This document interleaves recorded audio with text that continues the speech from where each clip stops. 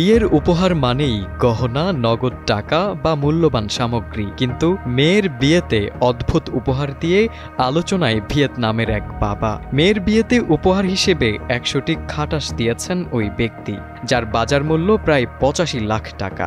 সোমবার এনডিটিভির এক প্রতিবেদন থেকে এমন চাঞ্চল্যকর তথ্য জানা গেছে।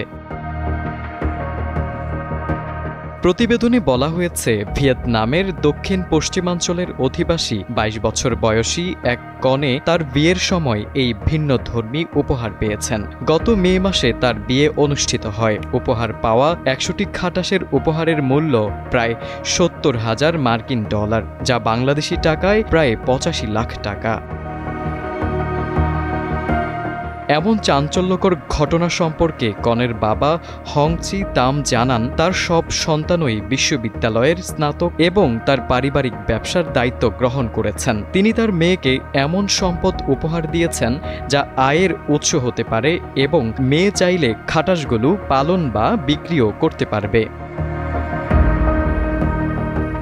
এছাড়াও কনের বাবা আত্মবিশ্বাসের সঙ্গে আরও বলেন, আমার মেয়ে বিজনেস স্কুলের স্নাতক, সে এই সম্পদগুলো পরিচালনার জন্য সম্পূর্ণ সক্ষম। যে পদ্ধতিতেই হোক না কেন, এটি তার আর্থিক স্বাধীনতা নিশ্চিত করবে।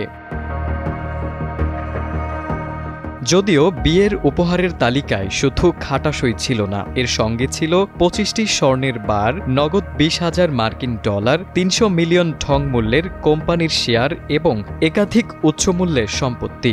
অন্যদিকে বরের পরিবারও এই বিয়েতে ১০ তায়েল স্বর্ণ, ২০০ মিলিয়ন নগদ ঢং এবং হীরার গহনা উপহার দিয়েছে। ব্যতিক্রমী এই বিয়ের উপহার দেশ বিদেশের গণমাধ্যমে আলোচনার জন্ম দিয়েছে। সামাজিক যোগাযোগ মাধ্যমেও অনেকে বিষয়টি অবিশ্বাস্য ও চমকপ্রদ হিসেবে মন্তব্য করেছেন।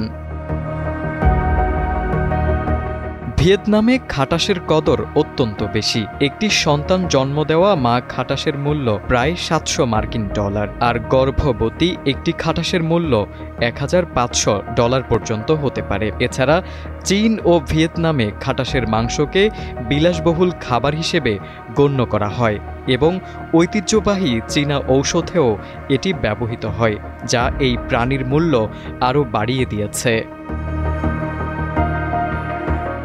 তারিক আজিজ, সময়ের আলো।